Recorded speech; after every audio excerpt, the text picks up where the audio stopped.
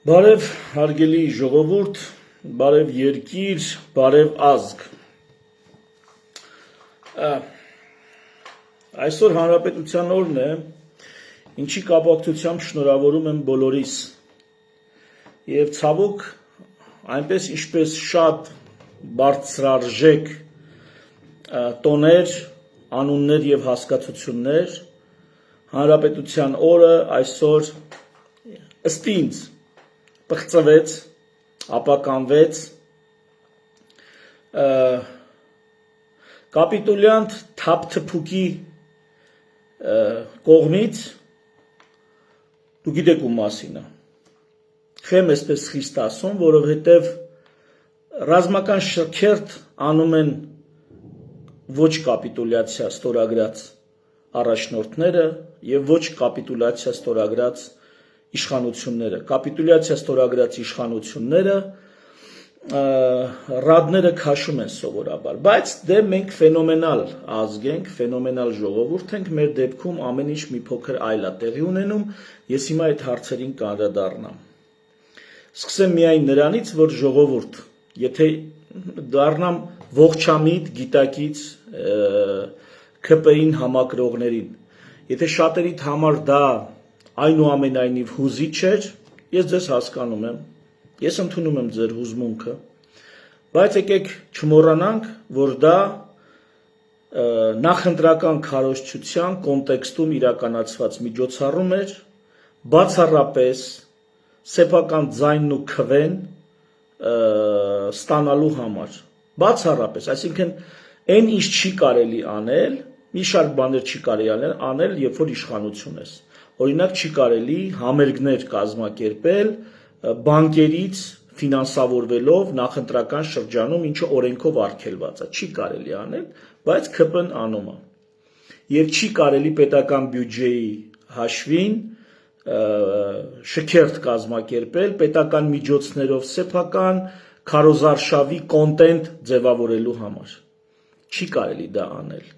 Դա կարող է անել անցած տարի, նախանցած տարի, դրանից եւս մի տարի առաջ։ Դա կարող է շատ անգամներ անել, բայց սա ընդամենը քարոզչական, դե հիմա քարոզչական։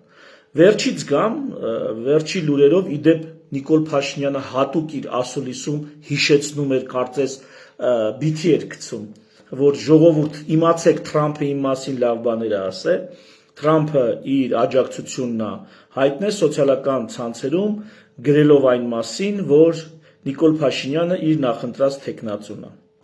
Սա էլ մի նշան ընդհանրապես, թե ինչքանով ենք մենք անկախ երկիր, երբ որ ամենատարբեր դրսի խաղացողներ Հայաստանում ընտրում են իշխանություն։ Թրամփը, Մակրոնը, Զելենսկին, ելով ասեմ, Եվրամիության ներկայացուցիչները, Ջեյ Վենսը, ելով ասեմ, Մարկ Ռուբիոն, սրանք ընտրում են Հայաստանում Պուտինը, Շոյգուն, Բելարուսի ղեկավարը, Լուկաշենկոն, սրանք ընտրում են Հայաստանում իշխանություններ, ամեն մեկը իր թեկնածուին, ահա թե ինչքան անկախ երկիր ենք, թափթփուկի օրոք, ահա այդ կարգի անկախ երկիր ենք, բացի հայ քաղաքացուց, հայ ազգից, ով ասես ընտրում է իշխանություն Հայաստանում, եւ խառնամբողները հենց սրանով էլ առաջնորդվում են, տեսնում են, թե դրսից ով է ում բալետանում եւ այս դրա կողմնորոշվում են, թե գնան իրանք ում ընտրեն, տես չի լինում։ Վերադառնամ հանրապետության օրին, որտեղ թափթփուկը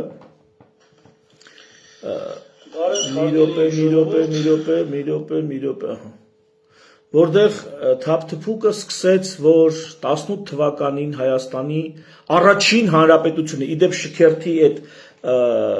ձայնը հաղորդավարը, որ հայտարարում էր, ներկայացնում էր, մեկնաբանում էր շքերթը, էլի Հայաստանի առաջին հանրապետություն։ Հայաստանը մի հատ հանրապետություն ունի։ Հայաստանի մի հանրապետություն կա, որը 1918 թվականին հենց դրա տոնն ենք, մայիսի 28-ին, այդպես ընդունված, թեև այնտեղ նրբություններ կան պատմագիտական, ընդունված է մայիսի 28-ին, այսինքն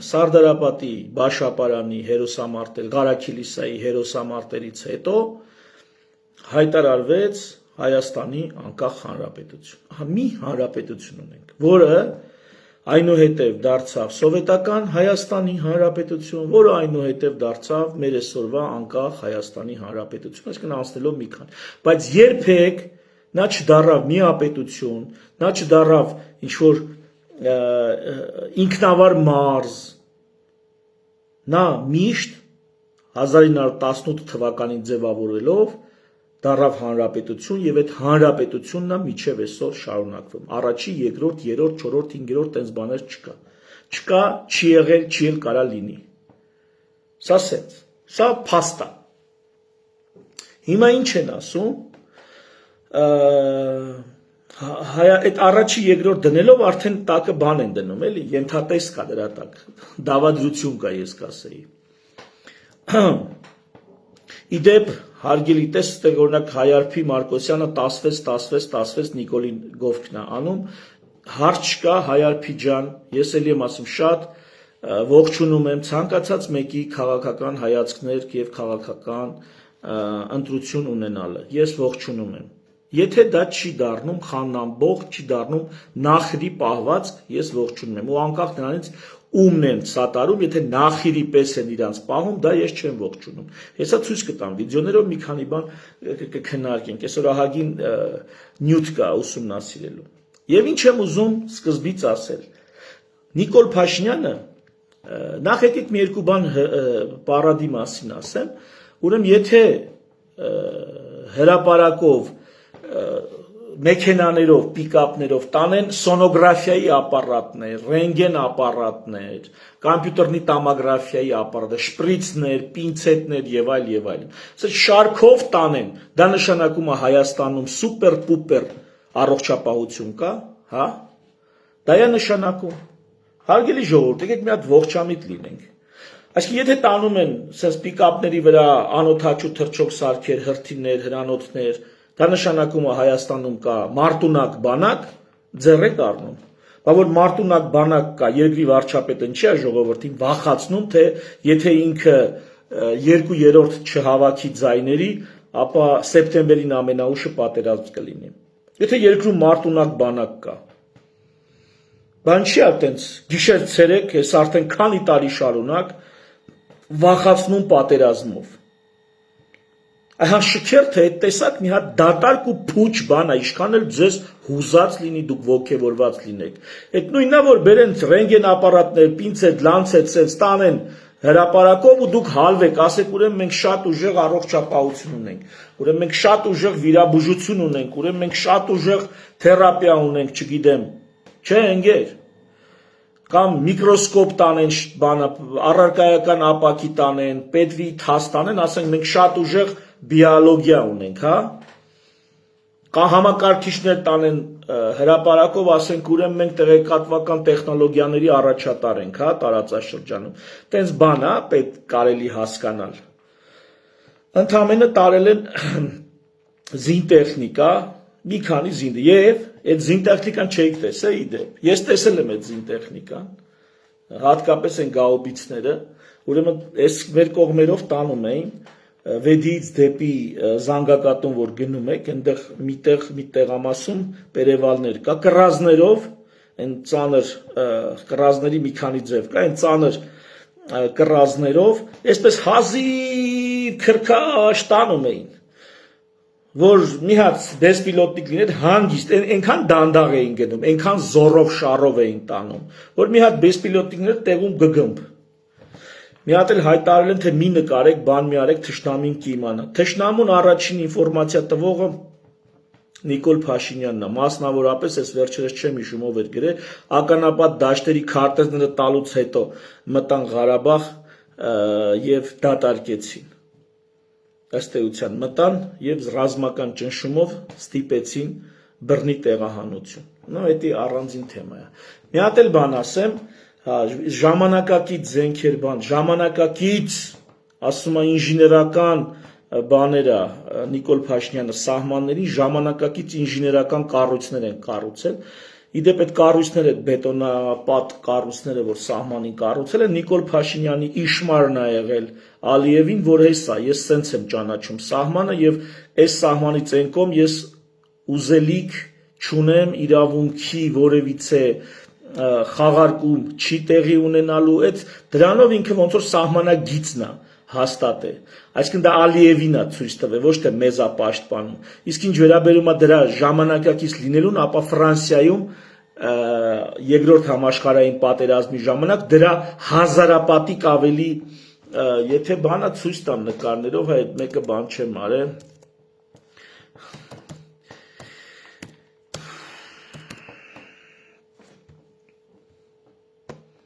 մի րոպե հեսա ցույց տամ,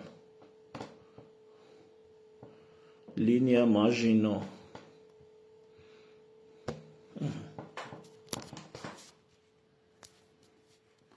մի հատ նայեք, այս ամրաշինական կառույցները, մի հատ նայեք թունելներով, բանով, բետոնած,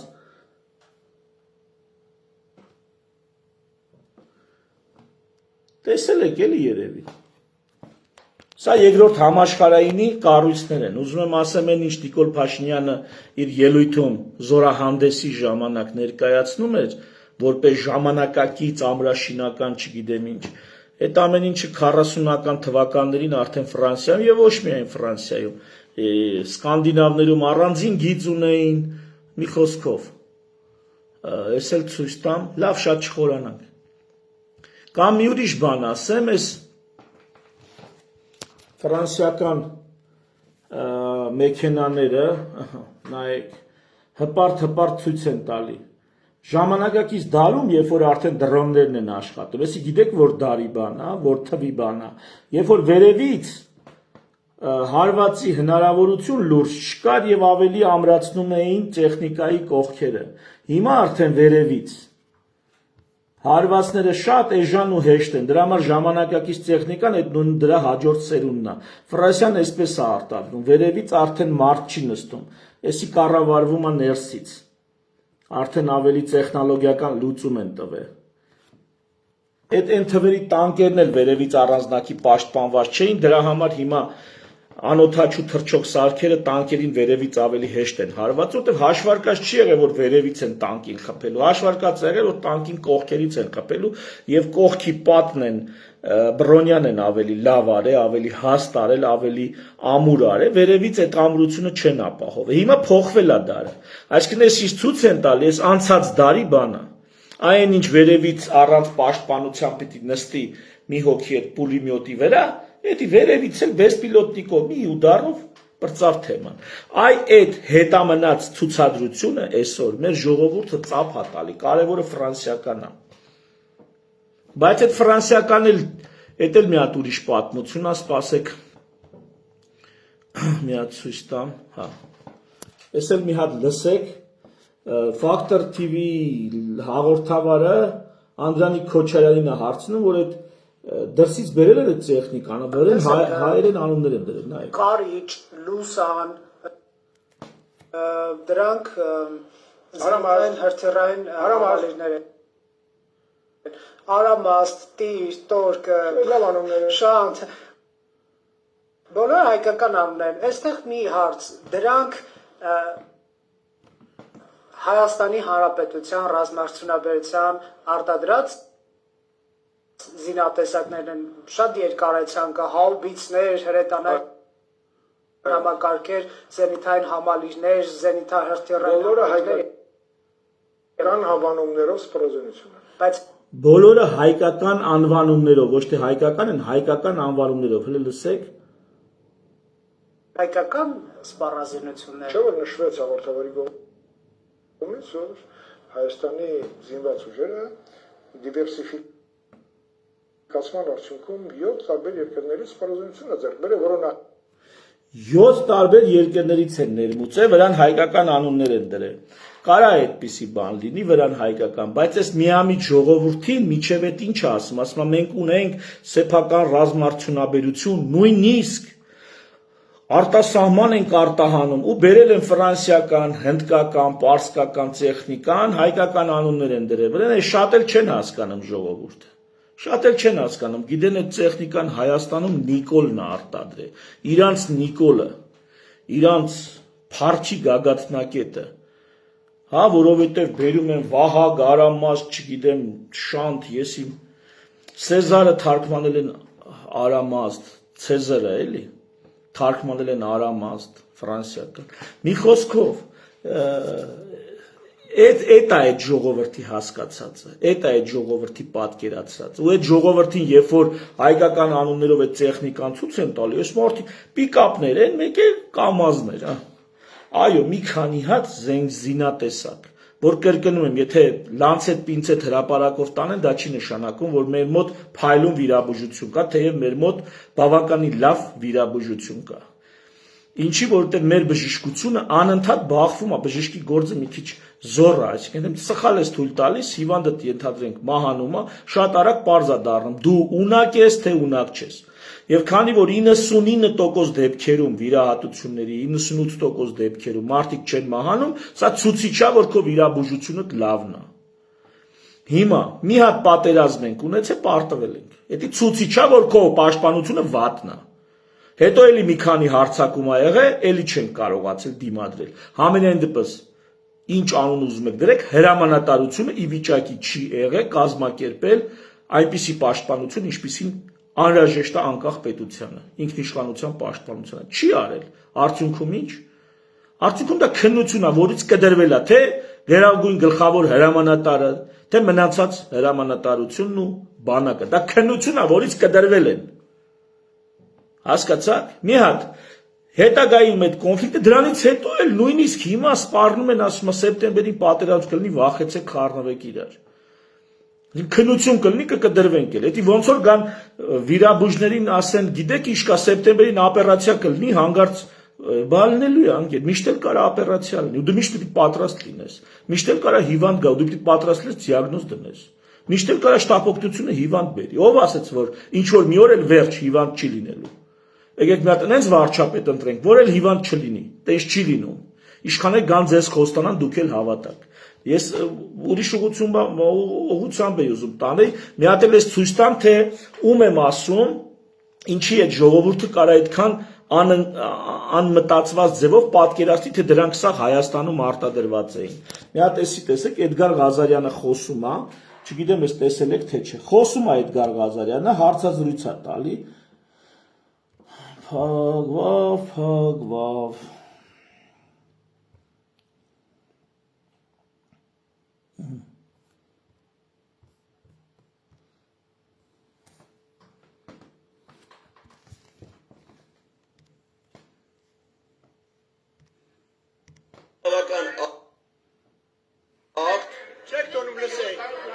Նայ, այս կողից, այս չոփակը, եկել է, աստե հարցած լրատվականի հետ խոսում, Էդգար Ղազարյանը, այս չոփակն եկել է, ասում են, յանի ինդեղ պարադի տեղը վարչապետը խոսում, դու ստեղ հարցազրույց տալով չես թողում խոսես, կարա գնա ընդեղ պարադի տեղը լսի, հեռու գնա այս մարդուց, եկեք աննելը հետևը, ասում է չես թողում, ես լսեմ ընդեղ, հլը սրան նայի, մի հատ լդայեք, այս նախիր, որ ասում եմ, սրանց եմ ասում, էլի,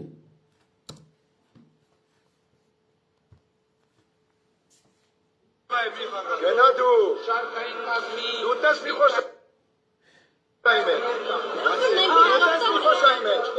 Ես մի լակոտն էլ բերելա բանա կապցնում Նիկոլ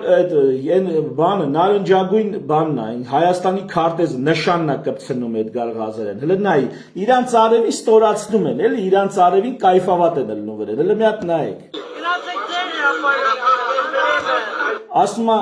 գնացեք ձեր հրապարակը հələ զբրոդին նայի հանրապետության հրապարակը սեփականաշնորհել են հա էսա զբրոդ որ ասում եմ սրանց մասին եմ ասում ես փաստերով ցույց եմ տալի հրապարակը սեփականաշնորհել ասում գնացեք ձեր հրապարակում հարցազրույց տվեք էսի մեր հրապարակն է սաղից բյուջեով սաղից մասնակցությամբ բանակի շքերթ են անում ու բանակի սեփականաշնորհել են լսեք Կանոց ուզում էի։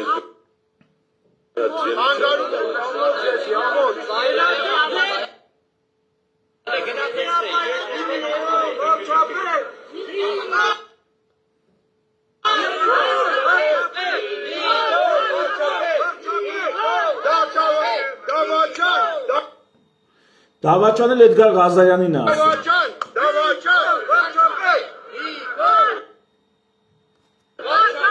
Պարոն Դավաճան, Ասում է Դավաճանը մի խաղա։ դու խանգարի։ Ասում առանց վիրավորանքի ես նյութը կարակ նայեք երկար բարակ։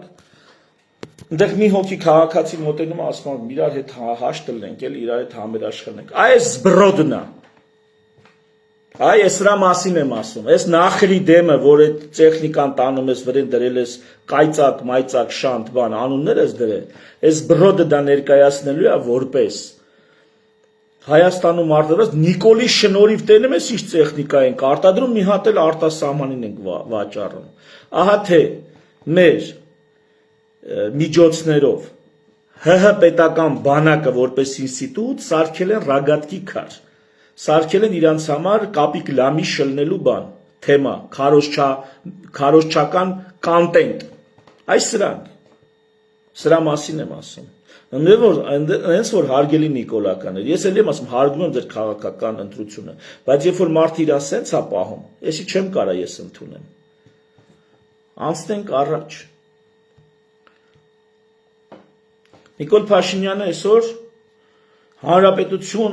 ելույթում ինչ է ասում, հանրապետությունը, այսինքն իշխանությունը պատկանում է ժողովրդին, էս է բացատրում։ Ընդհանրապես քաղաքական ուժերին, քաղաքական գործիչներին, հատկապես երիտասարդներին, ովքեր ամոթ չեն անում նոր բան սովորեն, ահագին տենց կարծրացած արդեն մտածելակերպով քաղաքական գործիչներ կան, որոնց ամոթ է մի բան սովորեն, մի բան ավել ասեն, yani իրանք սաղ գիտեն։ Բայց նրանց համար ում համար ամոթ չի, ժողովուրդ ջան, դեմոկրատիա ու ռեսպուբլիկանիզմ, ռեսպուբլիկա, այսօր ռեսպուբլիկայի տոնն է։ Հանրապետության տոնն է, այսօր ռեսպուբլիկայի տոնն է։ Ես ձեզ դրա կապակցությամբ շնորհավորեցի։ Հիմա ցույց կտամ, որ Նիկոլը չի էլ հասկանում ընդհանրապես այդ ինչա, բայց որpիսի մի քիչ ավելի դեմոկրատիա, ռեսպուբլիկանիզմ, սրանք տարբեր բաներ են։ Դեմոկրատիան մտնում է ռեսպուբլիկանիզմի մեջ մի դետալ է։ Մի երկու բան դեմոկրատիայի մասին ասեմ էլի։ Ուրեմն Սոկրատեսին, Պլատոնի ուսուցչին, դեմոկրատիան է մահապատժի ենթարկե։ Ու Պլատոնը, որ պոլիտիկայի, այսպես ասած, պատմական պոլիտիկան որպես իրականություն, պոլիսը որպես իրականություն, պատմական հայրն է այս քաղաքագիտության եւ ոչ միայն քաղաքագիտության, քաղաքական փիլիսոփայության հայրերից է, նա ատել է դեմոկրատիան, որովհետեւ դեմոկրատիան այդ Սոկրատեսի պես մարդկանց մահապատժի ենթարկող երևույթ է։ Ամբողները, խառն ամբողները այդ տեսակ մատերիա են, ինչը այսօր Նիկոլ Փաշինյանը հմտորեն օգտագործում է, հմտորեն, այո, նա դեմոկրատիայի մարմնացում է, բայց մենք պետք է խելքներս գլուխներս հավաքենք, հասկանանք, որ դեմոկրատիան այնպես ինչպես սրանք են ընկալում, առանց ռեսպուբլիկանիզմի, մեր տունը քանդելու է։ Արիստոտելը դեմոկրատիան օխլոկրատիայի հետ որպես հոմանիշ էր օգտագործում, էլի քաղաքագիտության, քաղաքական փիլիսոփայության հայրերից է։ Դեմոկրատիան ներկայացնում էր որպես օխլոկրատիա։ Օխլոկրատիան դա ամբողջավարությունն է։ Հասկանում եք, ու էլի վատ աչքով էր նայում, դա վատ բանը, այսպես օրինակ, հա, միապետության վատ տեսակը բռնապետությունն էր ներկայացնում, արիստոկրատիայի վատ տեսակը օլիգարխիան էր ներկայացնում եւ հասարակ ժողովուրդների ապականվելու արդյունքում հասարակ ժողովրդի իշխանությունը երբ որ ապականվում է, դա ներկայացնում էր որպես դեմոկրատիա, այսինքն հոմանիշ էր օգտագործում օխլոկրատիային։ ԱՄՆ հիմնադիր հայրերը ԱՄՆ սահմանադրությունը գրելուց մի անգամ դեմոկրատիա բառը չեն օգտագործում, որտեղ վատ աչքով էին նայում դեմոկրատիային, ասում էին դեմոկրատիան պետք է գործի հանրապետականության, ռեսպուբլիկանիզմի մեջ, հանրապետության մեջ, իսկ ինչ է նշանակում հանրապետություն, դա չի նշանակում է միայն ժողովրդի իշխանություն, դա առաջին հերթին նշանակում է իշխանափոխություն, պարբերաբար եւ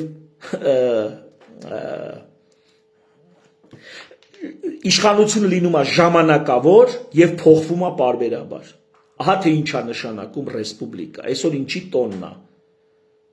Նիկոլ Փաշինյանին խաբար արեք, ասեք, որ հանրապետությունը դա դեմոկրատիան չի, որ իշխանությունը պատկանում է ժողովրդին, դա առաջին հերթին նշանակում է իշխանությունը փոխվում է,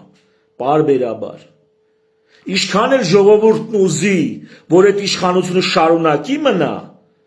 միևնույնն է, իշխանությունը փոխվում է։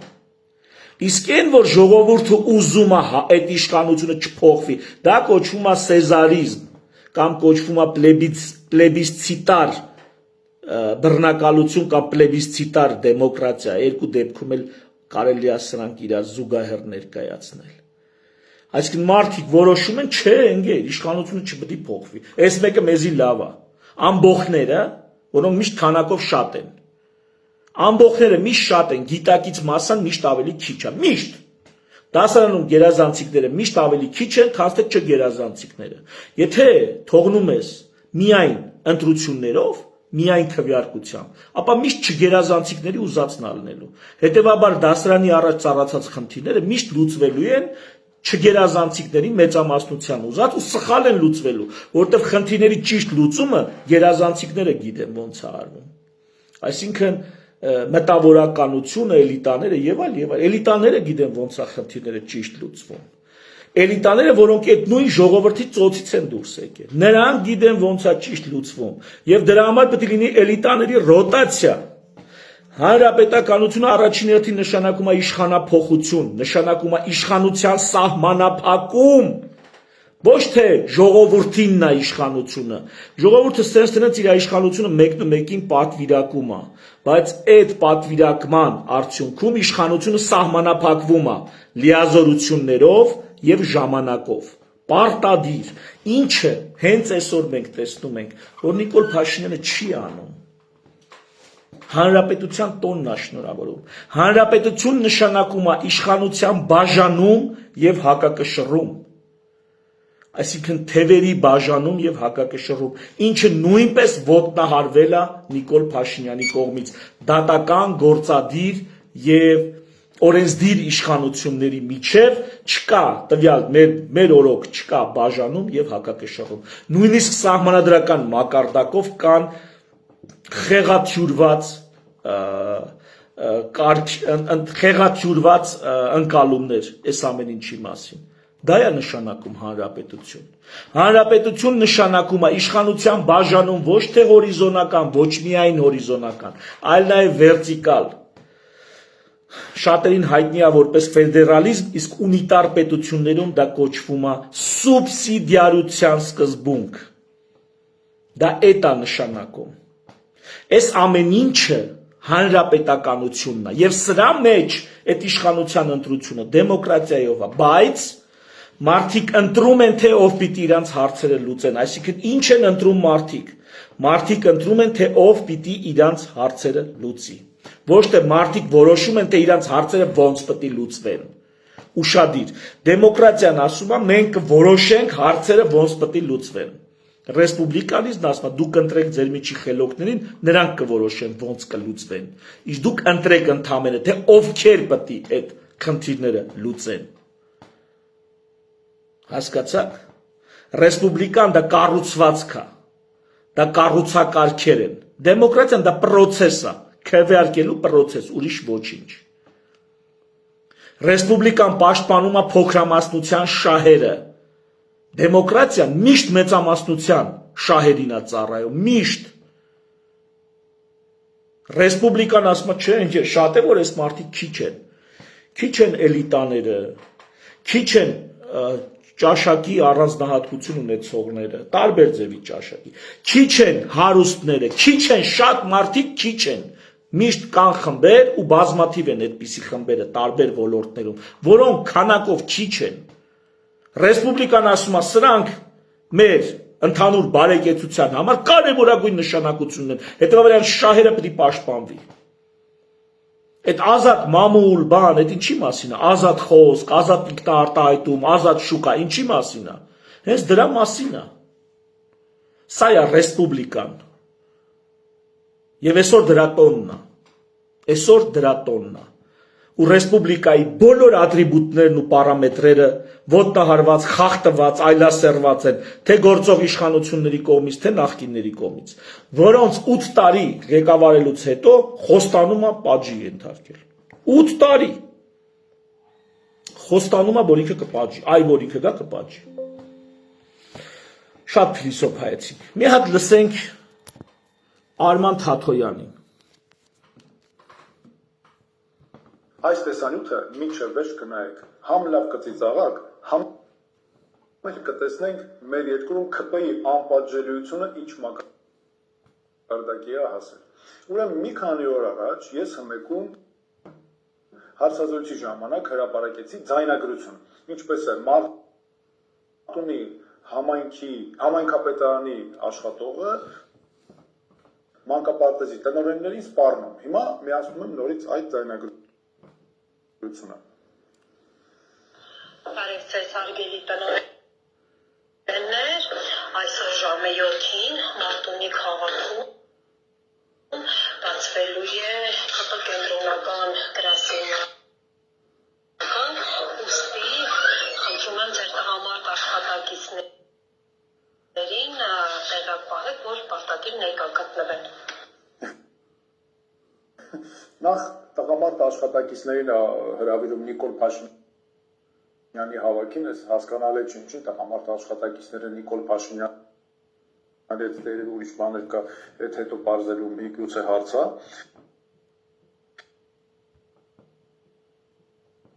Ես չգիտեմ թե է կտրտում, բայց որ այն աշխատակիցները, որոնք չեն սատարում ՔՊ-ին, անուններ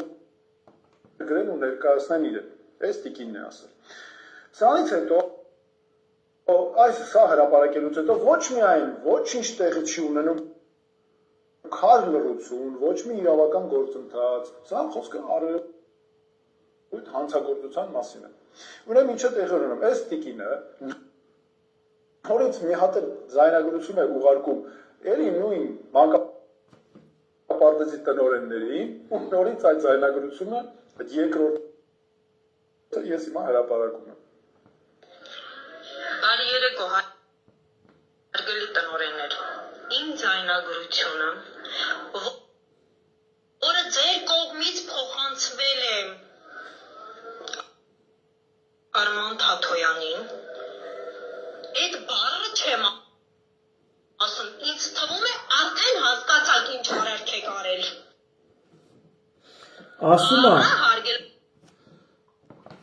Ասում է, յալի գործ եք տվել, բյություն է կարել, անբարոյական օրենքներից զուրկ քայլ է կարել։ Ուրեմն հերիք չի, մանկապարտեզի տնօրեններին ասලා պետք է գաք, մի հատ էլ, երբ որ դա հայտնվել է Արման Թաթոյանի մոտ, մի հատ էլ գալասավոյ է ուղարկում, դրա լեկտիության աստիճանը, անպատժելիության աստիճանը, այս զբրոդը էսա, սրա մասին եմ ասում, նիկոլական զբրոդ, թե չեն մարդիկ, որոնք այս ամեն ինչի հանդեպ ոչ մի ձև հաշտ չեն, ես ձեր ցավը տանեմ, ժողովուրդ ջան, գնացեք Նիկոլին ընտրեք, ում ուզում եք ընտրեք։ Եթե ոչ մեկին չեք ուզում ընտրեք, բոլորին դեմ եք, գնացեք քվեաթերթիկ համարերկուս, բոլորին դեմ ընտրեք։ Հասկացաք ինչի մասն եմ ասում։ Զապիսով ցույց է տալի։ Երկրորդ անգամ փոխանակ, պահկվեն, վախենան, անպատժելիության մթնոլորտ, ռեսպուբլիկանիզմի կարևոր դրույթներից մեկն էլ իրավունքի գերակայությունն է։ Իրավունքի գերակայություն, ոչ թե օրենքի, իրավունքի, բնական իրավունքի գերակայությունն է, դա էլ առանձին դրույթ է։ Այսինքն ուզում ես մի միլիոն հոգի եղի, մի հոգի դեմդ կանգնած է, իր իրավունքները գերակայ են այդ մի միլիոնի կարծիքի հանդեպ։ Հասկացաք ինչա հանրապետականությունը, ինչի տոնն ենք այսօր նշում։ Հանրապետության օրը այ դրա տոնն է։ Ու սրա հետ ոչ Նիկոլը, ոչ էլ իր այս լանգ ու լվազներն ու սազանդարները կապ չունեն։ Ընդհանրապես կապ չունեն։ Մի հատ անդրադառնամ այս դրվագին, էս էլ Նիկոլ Փաշինյանն է ասել, որևէ ժողովրդի հնարավոր չէ ցեղասպանության ենթարկել, եթե այդ ժողովրդի գիտակցության մեջ գործարկված չէ ցեղասպանության մեխանիկան, դարելա ցեղասպանագետ։ Ուրեմն այս թափթփուկը կառավարության ակադեմիա, կառավարման ակադեմիա դասերի է գնում։ 8 տարի իշխանություն լինելուց հետո նոր կառավարման ակադեմիա դասերի է եթում։ Էդի ոնց որ խիրուրգը 8 տարի վիրահատելուց հետո նոր գնա արձինատուրա։ Բժիշկը 8 տարի բժշկությամբ զբաղվի, հետո նոր գնա բժշկական սովորելու։ Հիմա Նիկոլ Փաշինյանը 8 տարի երգիրը տուրը տալուց հետո գնացել է կառավարման ակադեմիա սովորում։ Անգրագետ էլի, փթիր։ Հիմա լսի։ Իդեպ կարակ դատի տակ, կարակ ուրիշ ձևերով փորձեք Արթուր Օսիպյանին ոչ մի բանի համար հարցեր տալու համար փագել են։ Հենց հիմա Արթուր Օսիպյանը նստած է։ Ուй հացադուլ անում։ Ոչ մի բան, հենց նենց իր խոսքը, ազատ խոսքը հնչեցնելու համար փագել են։ Խի են փագե, որ իրանք պայքարեն Քոչարյանի, չգիտեմ, նախկինների, մյուսի ստվերի դեմ։ Որտեվ Արտուրը դրանցից ոչ մեկն է։ Եկել է պրյամ նստել, ասում է, «Էս հարցերն ունեմ»։ Դու ինքդ ես Ղարաբաղյան կլանին ֆինանսավորել, դու ինքդ ես հովանավորել, դու ինքդ ես աջակցել, դու ինքդ ես մեզ խանգարել, որպեսզի մենք Արցախում նորմալ իշխանություն ձևավորենք։ Փագեց։ Խի պետք է մենակ նրանք դուրս լինեն, ում վրա ասելիք ունի։ Գագիկ Ծառուկյան, Քոչարյան, Սամվել Կարապետյան, տենց։ Այ իրանք մենակ պետք է դուրս լինեն։ Ես չեմ ասում, որ նրանց տանի փագի։ Բայց նրա տակտիկան ո՞րն է։ Հանգարտ մի խելքը գլխի մեկին չթողեն, որ դուրս լինի։ Հիմա այդ եմ ուզում ասեմ։ Ինչ ուզում եք արեք, այդ խոսքը հնչելու է։ Այդ խոսքը հնչելու է։ Այս ձեր Դուքյանը չի, էսի ձեր համար Քյարվան Սարայ չի, էսի մեր երկիրն է։ Մեր երկիրն է, որի վրա Զանգեզուրի միջանցք եք տվել ամերիկացի տնօրինության, որպեսզի օգտագործեն բաները, թուրքերն ու ադրբեջանցիները։ Այս վերջերս էլ զրույցի մեջ ասում է, մի ընկերություններ կան, որոնք հաշվել են, որ Իջևանից Կարս ավելի մոտիկա ու շահագրգռված են ընդեով ավտոճանապարհ անցկացնել։ Այն դեպքում որ երկաթգիծը կա 10 քանի կիլոմետր է պակասում կամ 20 կիլոմետր է պակասում, որ այդ երկաթգիծը Ֆիոլետովոյից Վանաձոր կառուցեն։ Երկաթգիծն էլ կա։ Ինք իր բերանով է էլի ասում։ Փաստորեն ընկերություններ կան, որոնք հաշվել են, որ արևելք-արևմուտք կապը ավելի լավ է, եթե անցնի Իջևանով գնա դեպի Կարս դուրս գա։ Իր խոսքում հայտարարում է։ Բայց չասես այ համբալ։ Բա մի ժամ քանի տարի է։ 6 տարի է գոռում ենք, բա այդ ենք ասում։ Բա ինչ ես եկել Զանգեզուրի միջանցքը մեր վրա խորդում որպես ձեռքբերում։ Բա մենք էլ էինք հաշվարկել։ Այդ ընկերություններից 6 տարի առաջ մենք դա հաշվարկել էինք։ Նոյեմբերի 9-ի փաստաթղթի 9-րդ կետը տեսնելուց սկսած մենք դա հաշվարկել ենք։ Ընկերություններ կան ուզում են ներդրում անեն։ Մի խոսքով հիմա այս ամեն ինչով հանդերձ ցեղասպանագետ է դառը։ Որևէ ժողովրդի հնարավոր չէ ցեղասպանության ենթարկել, եթե այդ ժողովրդի գիտակցության մեջ գործարկված չէ ցեղասպանության մեխանիկան, թե այդ ինչ մեխանիկա է այ մարդ։ Հայոց կոտորածները տարիներ են տևել, բայց դրանք նախապատրաստվել են երկար դարերի ընթացքում եւ դա ոչ թե ուրիշներն են նախապատրաստել, այլ մենք ինքներս որպես ցեղասպանության մեխանիկայի կրողներ։ Յոգիկ, մենք ենք արել։ Մենք ենք փիսը։ Ցեղասպանություն ենք նախապատրաստել։ Դարեր շարունակ ցեղասպանություն ենք նախապատրաստել։ Մեզ ցեղասպանել են, որտեղ Թուրքիայի տարածքում ուզում էինք պետություն ունենայինք։ Այդ դրա համար են ցեղասպանել։ Այս հանրապետության օրը որ կա, այդ հանրապետությունը ունենալու համար են մեզ ցեղասպանել։ Եզո ջան։ Այդ դրա համար են մեզ ցեղասպանել։ Հասկանում եք ոնց ասեն, սա շուր տալի գիտեք իհարկե, բայց էլի պետք է նշեմ։ Հիմա լսեք կոլեգայիս հանճարեղ ելույթը։ կներեք, որ այստեղ ռուսերեն տառերով բանմանա գրած, բայց դե որ պահին որ Facebook-ը բերել է, տեղից էլ վերցել եմ։ Հələ լսեք հանճար, այ մարդ, մեծ մտածող հայի խոսքը լսեք։ Մենք պետքա ինչքան էլ որ տարօրինակ թվա, Կներեք, ինչքան էլ որ մեր այսպես կոչված ազգային գաղափարների մեջ չտեղավորվի, մենք պետքա կազմակերպենք իմիգրացիա, ներգաղթ։ Այս հարցը կարելի լուծել նաև եւ լսակ, չէ, պետքա ներգաղթ կազմակերպել։ Լավ բան է, չէ՞ ասում։ Իսկականից այ մարդ, ներգաղթ Հայաստանում եղել է 70-ական թվեր, 70-ականների վերջին Պարսկաստանից է եղել, թե 70-ականների սկզբին էր։ Մի խոսքով Պարսկաստանից է եղել, 40-ականներին է ներգաղթ եղել, դրանից առաջ 20-ական թվերին է ներգաղթ եղել։ Ներգաղթ եղել է Հայաստանը ըստ էության, այո, ներգաղթի տարբեր ալիքներով հարց է լուծել, բայց ցավոք սրտի ներգաղթ եղել է նաև Լիբանանի պատերազմի ժամանակ մենք ընդհանրապես այդ ժողովրդին տեր չկանգնանք։ Սիրիայի պատերազմի ժամանակ մենք ընդհանրապես այդ ժողովրդին տեր չկանգնանք։ Արցախցիներն եկե էլի տասնյակ հազարավորներով լքում են Հայաստանը։ Ներգաղթ ենք ուզում, որ երկիրը երկիր դառնա, բնակչության քանակը մեծանա ու հիմա հանճարեղ միտք ասում, չէ՞։ Ներգաղթ պետք է լինի։ Լսի շարունակություն, այս իրանց իշխանությունն է, որ Արցախահայերին ընդունել է ու տասնյակ հազարավորներով բրախել է։ Հասկացա՞ր։ Որովհետև ինչ ասում, եկեք բնակարան տամ ձեզ, այսքան փող տամ գնաք բնակարան սարքեք։ Այդ թե ոնց է տալիտ էլ մի հատ առանձին խոսակցություն է։ Այդ մարդկանց աշխատատեղ է պետք, աշխատանք է պետք, որ աշխատանք լինի, փողը կաշխատեն, բնակարան էլ կար։ Այսինքն փողը որ տալիս ես որ տուն սարքի, դրա կեսի չափով ժամանակավոր մի բան արա, այն մյուս կեսը դիր բիզնես ստեղծի, աշխատատեղ ստեղծի, որ այդ մարդը վաստակի գնա, տունել առնի, ավտո էլ առնի, էնել։ Մյուսը 300 միլիոն դոլար իբր թե Արցախին փող եք տալի, այնիշ պարզվում է Արցախյան ձեր ասած պսևդո էլիտաներին եք այդ փողը տալի, Արտուր Օսիպյանը այդ պսևդո էլիտայից չի, Արտուր Օսիպյանի այդ ձերբակալությունն ու կալանավորումը քթներիցդ գալու է, հələ համբերեք, հա, այդ 300 միլիոն դոլարը, որ արցախցիների մեջ բաժանել, տարեկան մարդա, հələ հաշվեք, 100,000-ի բաժան, մի խոսքով իմ հաշվարկներով, մի քանի տարում տունել, ավտոել, գործել, ամեն ինչ էլ կունենային, այսինքն մենակ եմ ֆոնդը, որ գնում էր Արցախ, էդի որ տաս Արցախահայությանը, այդ մարդկանց քերի մեջ կկորեն այդքան փող, եթե կարողանաս ապահովես։ Բայց չէ, այդ փողը չեն ապահովի, գիտեք խի,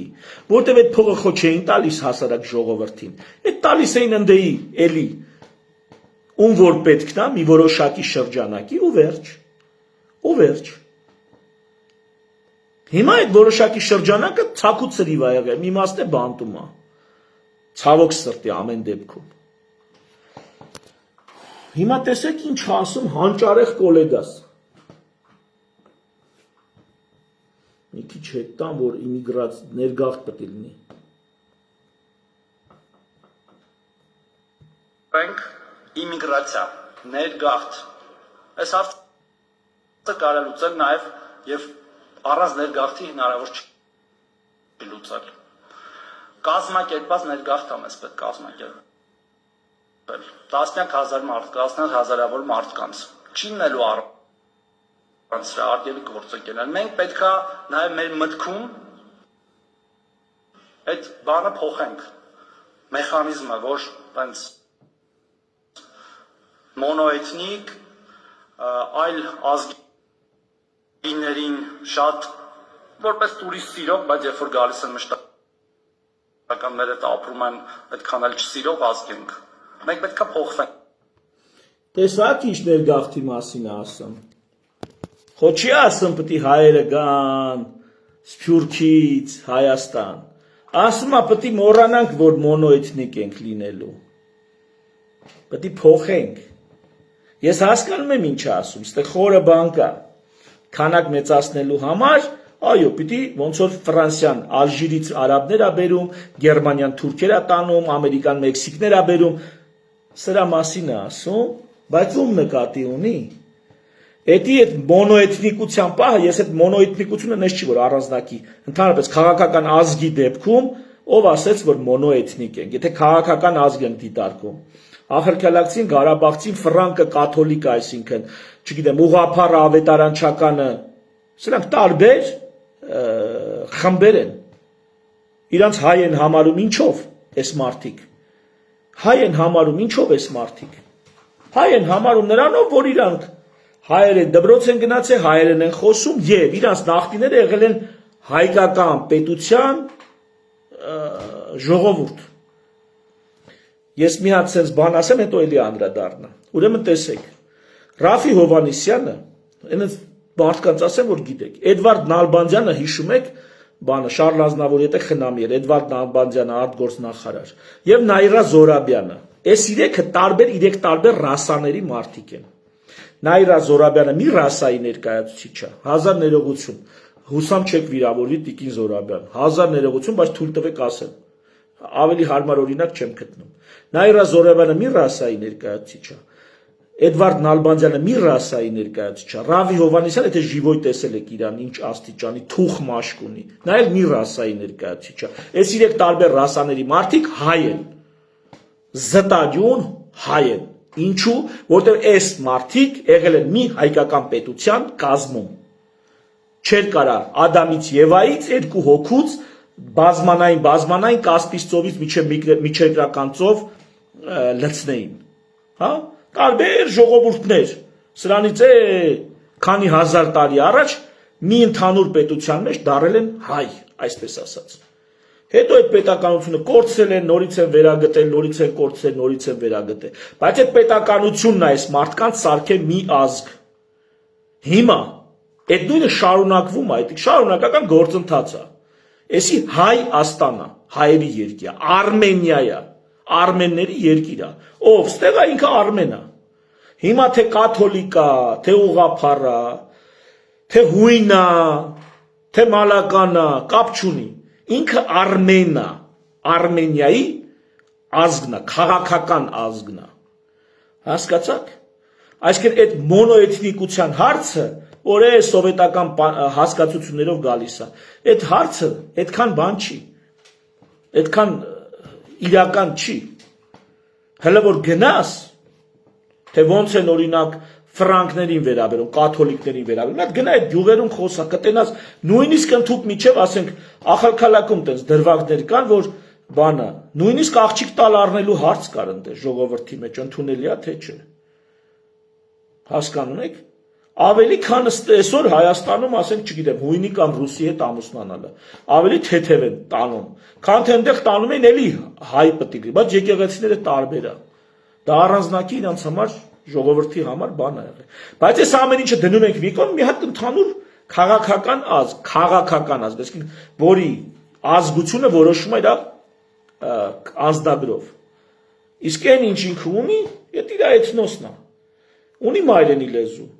Իր մայրենի լեզվով դպրոց կարա գնա, կարա սորի, բայց Ամերիկան ո՞նց է։ Ամերիկան ո՞նց է։ Հիմա բայց ստեղ այդ չի որ բանը, ամերիկացի են, ազգ են, իրաց որ հարցն ես իրանք ազգ են, տարբեր ծագում ունեն, բայց մի ազգ են, հիմա Արմենիան, Հայաստանը,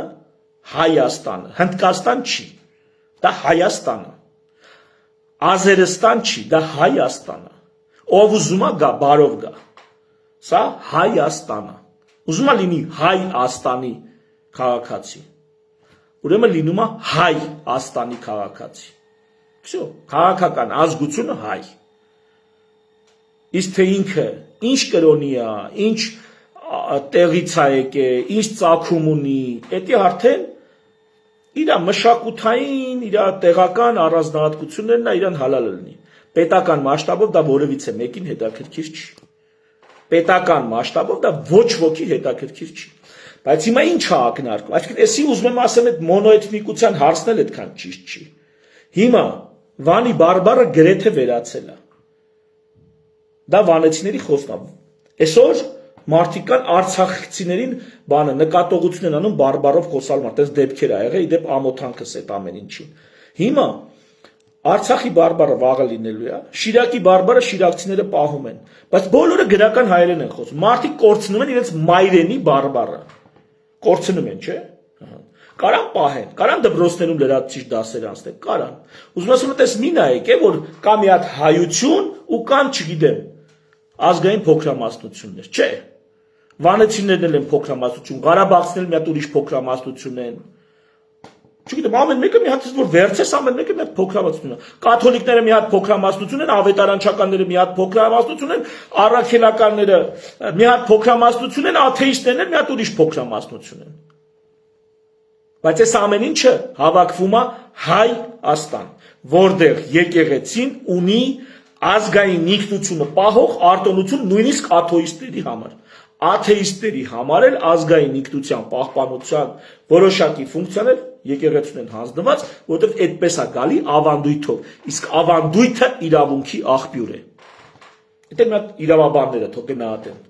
Ավանդույթը, սովորույթը իրավունքի աղբյուր է, հետևաբար նորմալ է, որ տենց օրենք է գրվում, որ եկեղեցին ազգային ինքնության, թե մարդը աթեիստ է, հարց չկա, թող լինի աթեիստ։ Բայց ուր գնում ես, առաքելական եկեղեցու տաճարներ են։ Չնայած տեղեր կան վրացական եկեղեցին են ավելի։ Բայց դա ուրիշ պատմություն է, դա պատմաբանները ձեզ կասեն։ Հիմա Ես որ ասում եմ մոռացեք այդ մոնոէթնիկ, պետք է ներգաղթ լինի, ես ինչ ներգաղթ եմ պլանավոր է տղեկը։ Ես օրինակ ոնց կանեի, առաջի հերթին նախ Սփյուռքը պետք է ներգաղթ կազմակերպել։ Երկրորդը ինչ կանեի, երկրորդը տարածաշրջանի են ժողովուրդները, որոնք Արմենիայի բնիկներ են, այդ ժողովուրդներին ես էլի ներգաղթ կընդունեի։ Որ մարդիկ գան ընդունեն, որ մենք իրար հետ ընդհանուր Արմենիայի հայկական լեռնաշխարհի բնիկներ ենք։ Ասենք համշենահայերը։ Հիմա համշենահայերը իսլամ են դավանում։ Հիմա ինչ են, որ գան Հայաստան, ինչ են։ Ազգային փոքրամասնություն են, թե հայ են։ Իրանք որ գան մեր հետ միանանք, իրանք ինչ են, մոնոէթնիկ են կլնում, թե պոլիէթնիկ են կլնում։ Սենց հարցեր կա ժողովուրդ, որին Ամերիկան շատ լավ պատասխան է տվել։ Ու դրա համար Ամերիկայում այտենց հարց չկա, որ վայ, ազգային փոքրամասնության իրավունքները, ազգային փոքրամասնության չի։ Կա քաղաքական ազգ հասկացում, պետություն ուրիշ բան չգիտի։ Մնացածը գնացեք ով ոնց ուզում է թողանի, ինչ դպրոցում, ինչ լեզվով ուզում է թող խոսի։ Կա մի հատ պետական լեզու, օրինակ, կարա մի քանի պետական լեզու լինի։ Հայաստանում, Շվեյցարիայում կա 3-4 պետական լեզու։ Հայաստանում կա մի հատ պետական լեզու, դա հայերենն է, վերջ, փագա թեման։ Մի հատ պետական լեզու ու կա մի հատ քաղաքական ազգ։ Արմենիայի Հայաստանի ազգը, որը կազմակերպվում է պետականորեն, դառնում է ազգ, այսինքն ժողովուրդը, որ կազմակերպվում է պետականորեն, դառնում է ազգ։ Քանի կազմակերպված չի, ժողովուրդ է, ստենդ է։ Այ համշենահայերը ժողովուրդ են, Ղարաբաղցիները ժողովուրդ են, ախրքելակցիները ժողովուրդ են, եզդիները ժողովուրդ են, հույները ժողովուրդ են, մալականները ժողովուրդ են։ Այս բոլորը միասին, որ կազմակերպվում են քաղաքականապես, այսինքն դարձնում են պետություն, դառնում են ազգ։ Այդ ազգի անունն ի՞նչ է։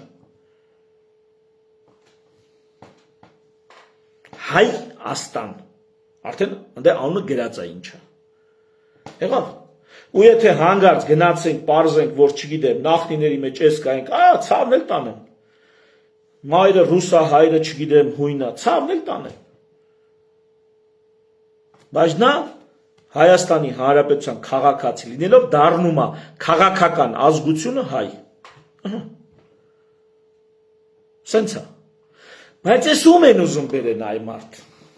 Հա՞։ Պլանները ո՞րն է։ Այդ 300,000 ադրբեջանցիների թեման, ժողովուրդ ջան, հələ թողենք այդ ադրբեջանցիքին այդ թիվը ասում, 80,000 ադրբեջանցի, 100,000 ադրբեջանցի աստեղ եղել, մի մասը դե տները, Հակոբ Բադալյանը շատ լավ էս ամեն ինչին անդրադառնում է, հետևեք իրան Տելեգրամում, Հակոբ Բադալյանին կամ Առավոտի YouTube-յան կանալում, Առավոտ է կոչվում, առավոտ.am, ճիշտ եմ, չի ասում, թե այսօր, թե Առավոտ, մի խոսքով, վիդեոներով իր մեկնաբանությունները լսեք։ Շատ լավ մեկնաբանում է այս ամեն ինչը։ Այդ մարդիկ տուն տեղ ծախե գնացել են։ Մի մասը կարա իրոք բռնի տեղահանված լինի։ Մի շատ չափավոր մասը։ Բայց դա չեն գալու է մի օր սենց 100,000-ով մտնեն։ Հակոբ Բադենյանը շատ լավ, եթե չկարծեմ ինքն էր ասում, այս անկլավների թեման ուղիղ կապված է դրա հետ։ Անկլավները տալու է, սկզբում գալու են անկլավներում բնակվեն։ Հետո անկլավներից կամաց անկլավների կողոկուշտը սենց 5-10 տարում իրանց հարցերը կլուծեն։ Սրա մասին լուրջ մտածեք։ Թրամփը ընդեղից որ շնորհավորում է, ասում է, բան աջակցում է, Թրամփը Հունգարիայի ընտրություններում Օրբանի սատարում էր, Ջեյդի Վենսը գնացել էր այդ Օրբանի բաներին, հավաքին, համակիրների, ելույթ էր ունենում։ Հեռախոսով զանգեց Թրամփին, պահեց միկրոֆոնի մոտ, ձայնային։ Թրամփն էլ ընդից է ողջունում այդ Օրբանի կուսակիցներին, այս աստիճան աջակցություն են ունեցել։ Կրվավ։ Ինչի, որտեղ մասնակցությունը 79% էր, այսինքն գրեթե 80% մասնակցայնություն կար ընտրություններին։ Հաշվարկներով ես հաշվարկներն արել եմ, եթե 50% լիներ, Օրբանը կրում էր։ Բայց իշխանափոխություն եղավ, որովհետև 50%-ից շատ ավել էր, 79% մասնակցություն էր։ Նույնը Հայաստանում է։ Դրա համար եմ դնում, որ սրանցեք, հանրապետությունը առաջին հերթին իշխանափոխությունն է, ու ձեր իշխանափոխվելու ժամանակն եկել է։ Դա դեմոկրատիայի հետ ոչ մի կապ չունի։ Ամերիկացիքից դեմոկրատ չլինեք, բայց 8 տարի լրացավ, ասում է գնացեք։ 8 տարի լրացավ, հիմա Թրամփը կարա իր համար օրինակ ժողովրդին հլնի ասի 8 տարի իշխանավարելուց հետո մի 2 տարի էլ թողեք իշխանավարեմ, չի կարա, բա Նիկոլի մար ոնց է ասում։ Նասկի իր համար չի կարա այդ պաշտոնը 8 տարուց ավել ուզի։ Նայեք Հայաստանում Նիկոլի համար է ուզում, գիտեք խի, որտեվ հայերը այդ այնց են, ով ասի բանը սխիարա դանակը կվերցեն կվազեն, միամիտ են, հասկանում ես։ Հիմա մի հատ ուրիշ բան ցույց տամ ստեղ, եսի մի քիչ ավելի ինտրիգային, այս չգիտեմ խիա սենց կծկտուր ցույց տալի, բայց համենայն դեպս Ալեն Սիմոնյանն է հարցազրույցին հələ լավ տենանք ոնց։ Դեպքում տվեք միկրոֆոնը, ես ասի կամ նրան ձեր սենց անելու։ Ես Վարդապետյան Լևոնն եմ Աչաջուրգյուղից։ Պարոն Սիմոնյան, եկեք պատկերացնենք 2031 թվականն է, դուք իշխանության եք, ընտրություններ մի ամիս ամնում։ Հիմա որպես քաղաքացի ինչ սպասենք։ Սպասենք, որ նորից քաղաքացիական պայմանագիրը հիմնա։ Լավ, ժողով կտրտում է, ես կարճ ասեմ։ Այստեղ են հարցնում, ասում է 31 թվին էլ է գալու, ասում սրան կբռնենք, նրան կբռնենք։ Վերջը ասում է, հիմա այսօր ասում են, ենց է քարոզարշավանը, ոնց որ 18 թվի քարոզարշավը լինի։ Նույն տեքստերը ասում եք 21 թվին, նույն տեքստերը ասում եք հիմա։ Նախկիներին կբռնենք, էսի հետ կանենք, էսի, բայց սուտ եք ասում, ասում ես որորդ անգամն է։ Հիմա ասում են 31 թվին հույս ունենանք, որ մի բան կփոխվի ձեր խոսույթում։ Թե այս նույն բանն եք ասելու, Ալեն Սիմոնյանը գիտես ինչա պատասխանում։ Ասում է դե ժողովուրդ դուք եք ընտրում, ասում մի ընտրեք այդ մարդկանց։ Նա ասում է այդ իրավապահ գործառույթը դուք վերջը անելու եք թե չէ։ Սա ասում է մի ընտրեք։ Կռուտիտի ձևը նայի։ Գործադիր իշխանությունը ունի իրավապահ գործառույթներ։ Պիտի անի 8 տարի շարունակ, հետո սիկտիրը քաշի գնա կներեք այս խոսքիս համար։ Այս սա պետք է անի գործադիր իշխանությունը։ 8 տարի սա չեն արել, հիմա եկել են, ասում է ընկեր, այս նորից նույն հեքիաթն եք պատմում։ Դե գիտես ինչ ասում, ժողովուրդն անդրե։ Դեմ կառուցակարգ կա, լիազորություններ կա, դատախազ կա, ոստիկան կա, ԱԱԾ կա, դատարաններ կան, այ ընկեր, այ թշվառներ։ Խո մենակ քվեարկել ընտրություն անել, հետո գրանտներն ու տենդերները ծանոթ շուշանգյալի մեջ կիսելը չի։ 8 տարի շարունակ նախքին ասելը չի։ Դա է։ Մի խոսքով, ափսոս կտրտում է։ Այստեղ ազատության ռեպորտաժն է, որ Գազիգինը պաշտոնապես արդեն Ռուսաստանը դիմել է։ Ռուսաստանը դիմել էր, այստեղ էներգետիկայի նախարարությանը դիմել էին, հարցրել էին, ասել էին, ընկեր Ռուսաստանը ասում է ձեզ բանա դիմե, սրանք բա մենք տեղյակ չենք։ Ռուսաստանից հայտարարել են, որ մի ձեր արտգործ նախարարությանը հարցրեք։ էներգետիկայի նախարարությունից տեղյակ չէին։ Հետո պարզում արտգործ նախարարությունից իրանց տեղեկացրել են, որ այո, պաշտոնապես Ռուսաստանն ասել է, որ գազի գինը կրկնակի պիտի թանկանա ու սպասում են սրանց պատասխանին։ Մի խոսքով էդ էլ տենց, էլ ինչ ունենք այսօր ասելու առանձնակի։ Ну, էլ չունեմ վիդեո, հարազատս, իրոք պետենամ եթե հարցեր կան։ Մենք տեղյակ չենք։ Ես իմ բանի տակ էլի։ Հա, շենահայրը չեն գա, եթե գանել այստեղ չեն դիմանա, մշակույթով շատ տարբեր ենք։ Կգան ընդհանրենք 3 հատ գյուղ կամ մի ռայոն կվերցեն կապրեն, ինչի ենք տարբեր։ Տարբեր ենք, իրանք էլ տարբեր մշակույթով կապրեն։ Այդ ով ասեց, որ բոլորս պիտի նույն մշակույթով ըլդենք։ Հետո, նայեք, երբ որ ես ասեմ համ շենահայրը կամ մյուսը, ես ոչ թե պատկերացնում եմ սենց սելերի վրա, եզները կապած, տենց քարավաններով, շարասյուններով գալիս են։ Չէ, դա տենց չի լինում։ Ոնց է լինում։ Այդ ներգաղթը, եթե ներգաղթը, այս Արսեն Թորոսյանի ասացի մասին չի, սա ուրիշ բանի ակնարկ են անում սրանք, իբր թե առաջադեմ։ Ժողովուրդ, ընտիր կրթություն ես ունենում։ Ենթադրենք լգոտաներով կամ չգիտեմ, ինչ որ անվճար բաներով, դրսի ժողովրդի համար։ Համշինահայը ով է գալի, գալիս է ընդեի ինտելեկտուալը։ Ընդ ինտելեկտուալը ուզում է գաստե սովորի, աղջիկա, ուզում է այդ իսլամի սահմանափակումներից դուրս գա, ջինս հագնի, եսանի, ազատ ապրի, ուտի, խմի եւ այլն։ Գալիս է Երևան, սովորում է, 5 տարի ինտեգրվում է համակարգին, ամուսնանում է մեկի հետ կամ իրար հետ մնում են Երևանում։ Հատուկ մեխանիզմ է ստեղծում, որ շրջակայքից այստեղ կան ոչ թե գործազուրկները, ովքեր 4000 դրամ օրը պատրաստ են աշխատել։ Այն ինչ Նիկոլենք են անում, էլի հիմա օրինակ հնդիկները օրը 4000 դրամով գազը տեղացին ասում ես 4000 դրամով չեմ աշխատի ինքեր։ 120000 դրամով ես ամսական չեմ աշխատի։ Կամ լիքը մարդ աշխատում է, այս մեկը չի աշխատի։ Օրը 3000 դրամով հնդիկին աշխատցնեն։ Չէ, դու այնց համակարգ ես ստեղծում, որ ստեղ կան ընդեի ինտելեկտուալները, բայց Նիկոլենք, նիկոլականները ինտելեկտուալ բառի հետ ինչ ընդհանուր կապ ունեն, որ մի հատ էլ այնց մեխանիզմ ստեղծեն, որ դրսից եկող մարդը ստեղ շատ գա հենց հատուկ կրթության համար։ Մի մասը ստեղ կկրթվեն, կգնան էլի արտասահման կամ կվերադառնան իրանց հայրենիք, մի մասը կմնա ստեղ։ Արդյունքում դու ամբողջ աշխարհից ով ուզում է թեկուզ հարուստ աղքատ երկիր իսլամական է, իսլամական չի։ Դու ստեղ ես քաշում մարդկանց, ովքեր ազատամիտ են, ինտելեկտուալ են, ուզում են հայաստանյան այս ազատ պայմաններում ապրեն, չեն ուզում փարաջայի տակ ապրեն, չեն ուզում, չգիտեմ, պահպանողական բարքերով ապրեն, Պարսկաստանից մյուսից գալիս են բացառապես ազատամիտ ինտելեկտուալները։ Եթե դու օրինակ ստեղ մի հատ ուժեղ բուհական համակարգ ես ունենում։ Ատոմակայան սարքելու մասն է ասում, չկան մոդուլային ատոմակայաններ։ Հեսա հա Ամերիկայի բանը պայմանագիրն էլ ասեմ ու ավարտենք։ Էսենց հա ըլնում, սենց ես ոնց կանե, ես տես կկազմակերպեի։ Եթե դրսից մարդիկ են գալու, որոնք ստեղ դառնալու են հայ քաղաքական ազգով, իրանց ծագումով, իրանց էթնիկությամբ, ինչ ուզում է թող ինձ հետաքրքիր չի։ Պետական լեզուն հայերենն է, իրանց տուն ինչերեն են խոսում, այդ իրանց գործն է։ Հիմա ինձ հետաքրքիր չի, ու ոչ մեկին պետք է հետաքրքիր չլինի։ Հիմա այդ տեսակ մարդիկ ազատամիտ եւ ինտելեկտուալ։ Այդ մարդկանց բեր, որ երկիրը վաղը երկիր լինի։ Ոչ թե 3-4000 դրամ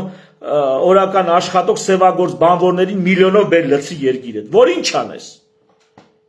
Բերում ես, որ ինչ անես ընկեր։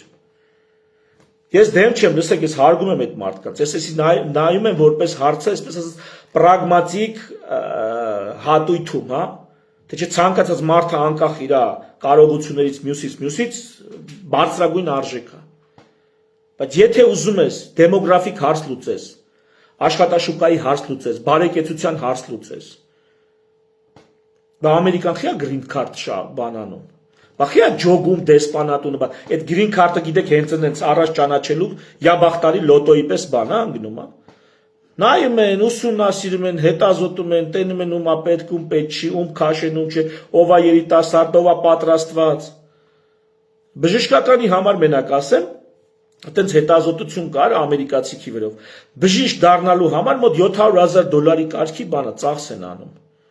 $700,000 որ դառնա բժիշկ, մի բժիշկ սարքելը այդքան նստում է երկրի վրա, մարդուց ոչ աշակերտիցը բժիշկ սարքելը։ Իսկ եթե դու պատրաստված, ստե պարապած արդեն գնում ընդե քննություն ես տալի, որ բժիշկ աշխատես, դու ամեն մի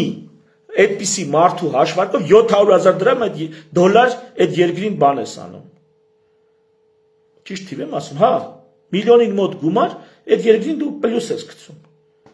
Այդքան չարչարանք կա։ Ու սենց ամեն մասնագիտությունը։ Բա հələ երեխեն ծնվել, մեծանալ, դպրոց, մյուսը, դառնում է չափած, գնաց Ամերիկա։ Մեխանիզմ են սարքել, որ իրան քաղաքացի ունենան, առաջ չարչարվելու այդ քաղաքացուն կերտելու գործում։ Ընդ ուղղակի ֆիլտրեր են դրել, նայում են ում տան քաղաքացիություն, ում չտան։ Էսենց է պետությունն աշխատում։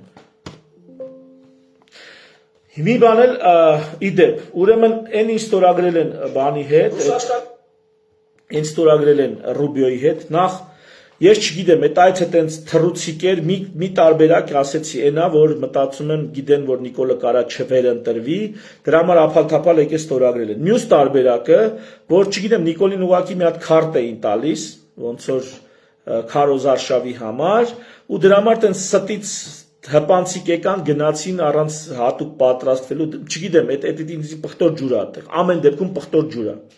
Բայց մի հատ սենց հարց, հա, ու ամեն դեպքում այդ անխոչնդոտ անցումը ինձ համար անընդունելի է, վերջ առաջ դա փոխվելու է, ուզում է 50 տարի լինի, ուզում է 100 տարի լինի, այդ անխոչնդոտ անցման դրույթը պետք է փոխվի։ Էսի մեկ։ Երկրորդը շատ կարևոր է, այդ ատոմակայանի հարցը, որ այդ մոդուլային ատոմակայանի լապշան մեր ականջներից մի կախեք, ժողովուրդ ջան, մենք պետք է այնց անենք, որ ատոմային էներգետիկայի երկիր մեր այսօրվա կարգավիճակը ամրապնդենք եւ զարգացնենք, ոչ թե հետ նահանջ ունենանք, իսկ Նիկոլի դեպքում առանց նահանջի ոչինչ չի լինելու։ Ինչի, որտեղ դա ամենաէժան սարքողը ատոմակայանը, չգիտեմ Չինաստանը ոնց է, բայց Ռուսաստանն է, միգուցե Չինաստանը դառնա այստեղ ալտերնատիվ, բայց հաստատ արևմտյան երկրները չեն։ Էժան եւ որակով ատոմակայան սարքողը։ Դրա համար Թուրքիան Ռուսաստանի հետ պայմանագիր կապեց ատոմակայաններ սարքելու։ Իսկ այստեղ ամեն ինչ անում են, որ Ռուսաստանի հետ կապերը խզեն, ոչ թե դիվերսիֆիկացնում են, այլ անջատում են Ռուսաստանի հետ հնարավոր կապերն ու հաղորդակցությունները, ուզում են խոստանում են միացնել մի հատ ուրիշ բան, որը գոյություն չունի։ Սա դիվերսիֆիկացիա չի։ Ռուսաստանի հետ կապերը չի կարելի խզել, ջնջել, ոչնչացնել։ Այդ կապերը պահում ես, այլ կապեր ես ձևավորում։ Ու եթե մեկը մյուսի խանգարում է, ուրեմն այդքան ворջ ունես, որ համ նրա հետ շփվես, համ նրա։ Ուրեմն չմո ես։ Եղավ։ Եթե չես կարա համ նրա հետ շփվես, համ նրա, ուրեմն չմո ես։ Ուրեմն քեզ է պետք փոխել, ոչ թե տակտիկան է պետք փոխել։ Եվ ինչ դա ստեղ հետաքրքիր։ Ամերիկայի հետ երկկողմանի պայմանագիր են, չէ՞ կապում։ Տեսար, Ամերիկան Եվրամիություն երկիր է, չէ։ Ամերիկայի հետ երկկողմանի պայմանագիր են կապում։ Այդտենց լիքը պայմանագրեր կարելի է, այդ համապարփակն էլ կարդացի, ասում ատոմային էներգետիկայի պահն է իմ մոտ զգայուն եւ այդ Միջանցքի տրամաբանությունը, որ Ամերիկայինը արենդով տալի փաստացի, ստե ինչ հեքիաթ էլ պատմում, ամերիկացիք ասեցի, հələ մի հատ է կրկնեմ, մեր մոտ կա մի հատ ցած ընդհանուր սեփականության իրավունք հասկացություն, ուրեմն այդ նախադեպային իրավունքում, այսինքն բրիտանական, անգլոսաքսոնական, ամերիկյան իրավունքում, ընդ է սեփականության իրավունքը տրոհվում է 3 մասի, 3 բաժին ունի։ Դա ունենալու իրավունքն է, չնայած սեփականության իրավունքը լավ ինստինկտիվ նշանակում է ունենալ, օգտագործել եւ որոշել դրա ճակատագիրը։ Այս 3 հատկանիշը վերաբերվում է սեփականությանը։ Ամերիկական իրավական համակարգում այս 3 առանձին իրավունքներ են որպես բաժանված։ Ունենալը քոննա, դա մի հատ տիտղոսի հարց է, դա մի հատ առանձին իրավունք է, օգտագործելը մի հատ առանձին իրավունք է եւ տնօրինել դրա ճակատագիրը առանձին իրավունք է։ Հիմա Միջանցքը տիտղոսը Հայաստանինն է, այսինքն պատկանում է Հայաստանի Հանրապետությանը։ Բայց վերցում է դա, ոնց որ Վարչով տունը, Ամերիկան մեր մոտ ոնց է Վարչով տունը, ասում է մի հատ գիտես բանը, կամ մի հատ այնտեղ բանը, դարակում բան եմ դրել, մի հատ վերցեմ, կամ ասում անգեր, այդ քո տունը չի։ Տիտղոսը քոնն է, բայց վարձով ես տվել ինձ։ Всё, ես եմ օգտագործող ու մենակ ես կարամ օգտագործեմ։ Դու չես կարա գաս քո սեփական տանը քնես, որովհետև սեփականության իրավունքը մասերի է բաժանված։ Տիտղոսը քոնն է, բայց քնելու իրավունքը այդ տանը իմն է։ Այբ որ ես այդ իրավունքից կհրաժարվեմ, դու կարաս նոր գաս դե քնես կամ դրա ճակատագիրը որոշես։ Մի խոսքով, հիմա տիտղոսը Հայաստանինն է, բայց օգտագործման իրավունքը ունենալու իրավունքը Ամերիկայինն է, օգտագործելու իրավունքը, այսօր մի հատ առանձին հասկացություն է, սերվիտուտային Ադրբեջանինն է։ Ճակատագիրն էր 50 տարով, 49 տարով չես կարա որոշես, որովհետև տվել ես նրան։ 49 տարի այդ հողի ճակատագիրը դու չես կարա որոշես։ Սրա հետ ես համաձայն չեմ։ Այս sense բաներ։ Ոնց որ Պանաման է, ամերիկացիքին է եղել, հետո տվել են արդեն Պանամային, նենց էլ այս-ի որպես տես միակ ջրանցք հանձնել է ամերիկացիքին։ Ես շատ ողջունում եմ Ամերիկայի հետ հարաբերությունները, ընդհանրապես ամերիկյան քաղաքական մշակույթը իմ համար էտալոն է։ Էտալոն ամերիկյան քաղաքական մշակույթը եւ ոչ միայն քաղաքական։ Ամերիկյան հիմնադիր հայրերի ուղենիշները, որ նրանք դրել են, իմ համար էտալոնային է։ Ուզում եմ ասեմ, այնպես չի որ հակա ամերիկյան եմ, ճիշտ հակառակը։ Բայց այդ կետով հարցեր կան եւ երկրորդը ատոմային էներգիայի այդ իրանց մոդուլային հեքիաթի հետ ես թերահավատություն ունեմ, խիստ թերահավատություն ունեմ։ Բայց Եվրամիություն չի, չէ՞, կարում ես հետը հարաբերվես, պայմանագիր կապես եւ այլն, հետագայում էլ խորացնել, կարում ես։ Բանգեր ես ասում եմ մտնեմ Եվրամիություն։ Ինչի՞ ես ասում եմ մտնեմ Եվրամիություն։ Փաստորեն եթե Ամերիկայի հետ կարելի է, այդ նույն բանը չես կարող Ֆրանսիայի հետ անես։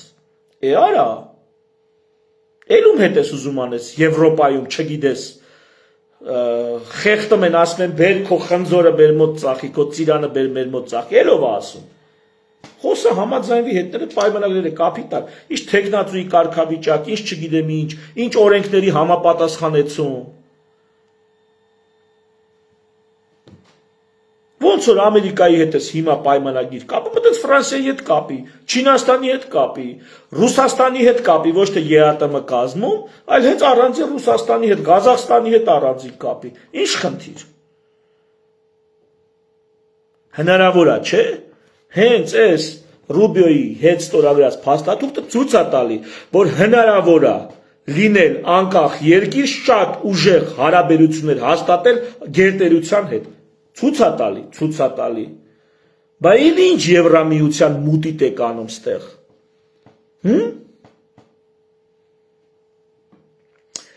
Էդ էլ գնահատականս այդ հարցի մասին։ Վերջում սպասեք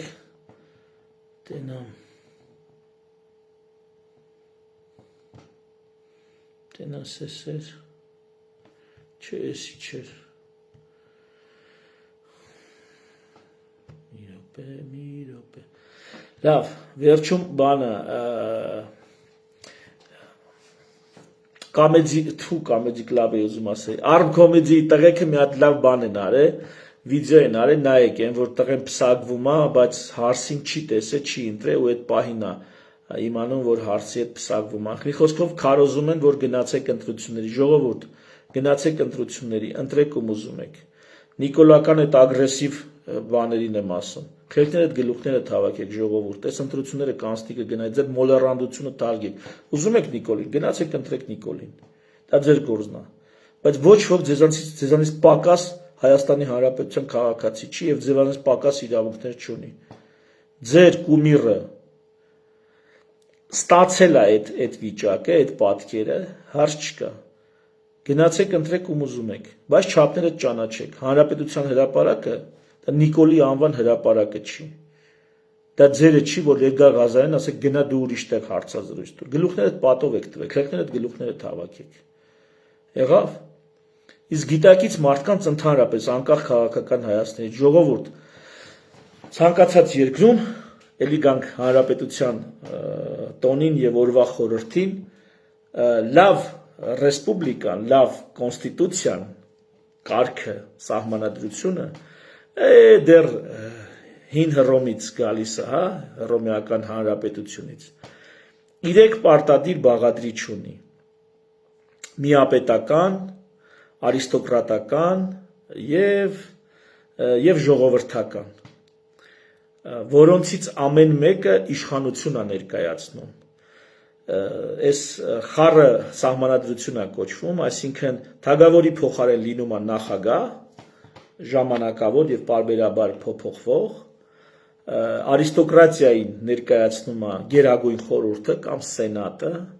իր ժողովրդականությունը ներկայացնում է ներկայացուցիչների պալատը կամ ազգային ժողովը։ Եվ այս 3 առանձին մարմինները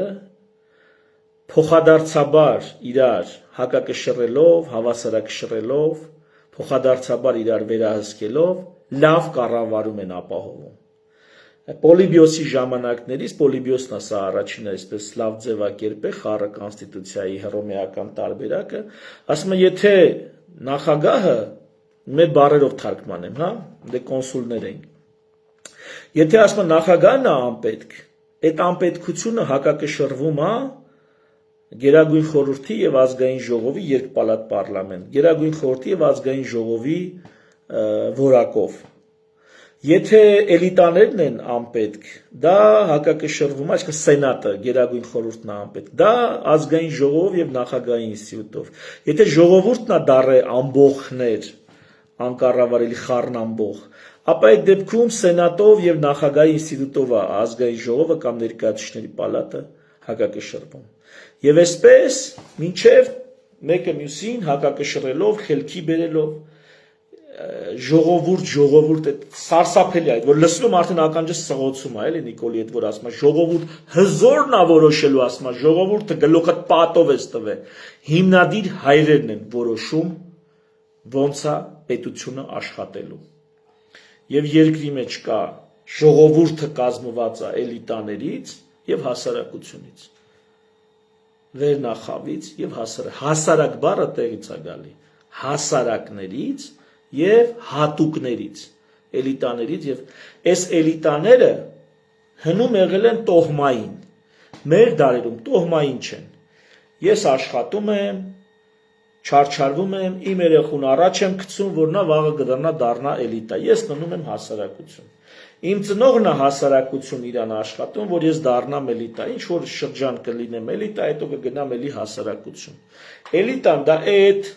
տնտեսական, քաղաքական, չգիտեմ, մտավորական, ես այդ բիզնես, գործարար, այդ շրջանակներն են, վերնախավ այսպես ասած, ու վատ բան չի, մենք վատ ենք զգում դրանից, բայց առանց դրա անգլուխ է երկիրը, անգլուխ, այդ բոլշևիկյան, այդ թույնը սրսկել են գլուխներիս մեջ, այդ աբիժնիկությունը մեջներս կա, Նիկոլ Փաշինյանի մի հատ խոսք ասում է, Հայաստանով գազ անցնելու, այդ գազից մենք սեփական մեր գազը կունենանք, Զանգեզուրի միջանցքը ներկայացնում է որպես մուֆտաջիների համար գրավիչ առաջարկ, որ այս Զանգեզուրի միջանցքով սաղ կգա կանցնի, կգնա ձրի մեզ կտան մնացածը, մուֆտա ապրելու ենք, մուֆտաջիներին հղված խոսք, էլի, չէ ժողովուրդ ջան, երկիրը պիտի ունենա էլիտաներ, առանց էլիտա երկիրը դա խառնամբոխ է, դա նախիր է։ Թուրքերը, երբ որ ցեղասպանել են, 15 թվականի ապրիլի 24-ին, հավաքել են էլիտային, սկզբում հավաքել են էլիտային։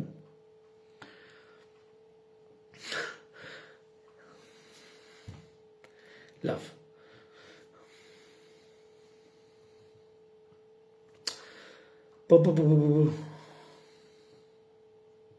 Չգիտեմ ստեղ ով ում անպատվում։ Լավ, ինչ որ է, մի անպատվեք իրար։ Հիմա նայեք, ցեղասպանությունը սկսել է էլիտաների ոչնչացումով, հայ էլիտաների ոչնչացումով, կհիշեք էսի, և եթե մենք չձևավորեցինք այդ էլիտան ժողովուրդ, մենք դատապարտված ենք, ժողովուրդը հզորը ոչինչ է, նախիր է, եթե չունի էլիտա, ցեղասպանության մատերիալ է, եթե չունի էլիտա, այն որ ասում ցեղասպանության մեխանիկա ամբախ զամբախ Այսենց են մեզ ցեղասպան է, սկզբում գլխատել են, զրկել են ժողովրդին իր հատուկներից, ժողովուրդը կազմված է հասարակությունից, հասարակներից եւ հատուկությունից, այս պտի իրար հետ աշխատեն, որ մենք ունենանք բարեկեցիկ երկիր, այնպես որ այդ ժողովրդավարություն ասածը մի հատ տորմոզի վերադրեք ու մտածեք ոնց ենք ձևավորում էլիտա։ Դա ինչո չի նշանակում թանկ ավտոներով ֆրֆռալ, լիքը զբռոտ կա, մի բնակարանի գնի ավտոյա քշում, գարաժում էլ ինչքան ասես կայնած է, դա չեղավ էլիտա, բառից բուն իմաստով վերնախավ։ Եվ լավ երկրներում, հանրապետությունում, դա տոհմային չի, դա ռոտացիա է, միշտ գալիս են նոր էլիտաներ, հները գնում են դառնում են հասուց, ցիրկուլյացիա է ալնում, միշտ շատ ակադեմիկներ կան, որոնց երեխեքը հիմա ասկի բժշկության մեջ էլ չի, ես բժշկության ակադեմիկներից եմ ասում, եղավ ինքը ակադեմիկ, հալալ է իրան,